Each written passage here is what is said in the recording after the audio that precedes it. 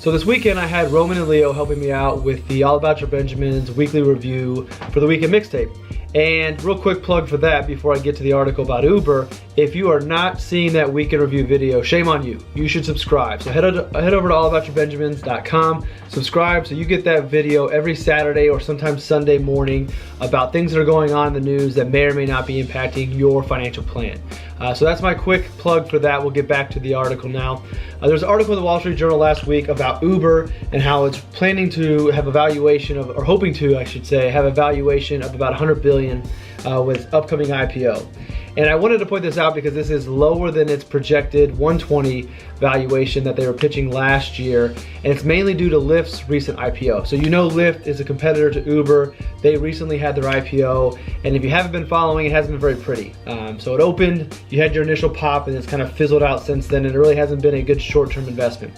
The point of this rant is not to tell you to invest in IPOs or not to invest in IPOs. I'll let you figure that out with your financial advisor of whether or not that makes sense, but more of a warning to be careful about these IPOs. They're very exciting. They're companies that we know. There's more coming along. So I mentioned we've already had Lyft. We have Uber. I believe Peloton's going to be going public. You've got Slack going. So a lot of companies that we all know and love, and maybe we're very loyal fans of and love the brand. But just because you use it, just because you like it, doesn't mean you should be investing in it. So again, not to tell you not to do it, but just be careful of IPOs. Very rarely as of late have they been good for the average investor. And why is that? Well, when we see that initial pop and all that excitement of the initial 20% gain or whatever it might be in the first 10, 15 minutes, that gain is not for you, the average investor. That gain is for the people who have been investing in that company from way in the past. These are the early on investors. These are the guys giving them their Series A funding that we did not have the opportunity to invest in while they're private. So those and the employees are the ones that are actually seeing this gain. But if you're buying at the IPO, chances are you're buying at a short-term top. Now, not every time. It's not a guarantee. And when we think about the long-term perspective of investing, the IPO may not mean anything at all.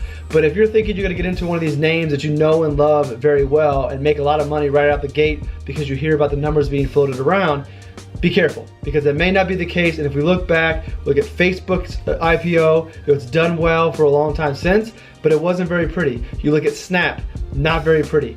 Lyft, not very pretty. The list goes on. So again, not to tell you to avoid IPOs. I think you need to revisit your financial plan, your investment strategy. Where does that fit all in? And if you are serious about investing in these companies and that fits what you're trying to do, there's nothing wrong with sitting out for a little bit and letting things settle a little bit, and then getting in later on. Because if it is as good of a company as you believe it is, then there will probably be plenty of opportunities along the way for you to prosper alongside of them. And then the final thing is, if you really want to be in the company, chances are if it's a good fund or a good stock, it'll end up in your ETF or mutual fund and you'll have exposure there. So this is just a warning that as we see more and more IPOs, which is a good sign for the market, we want to see these IPOs coming in.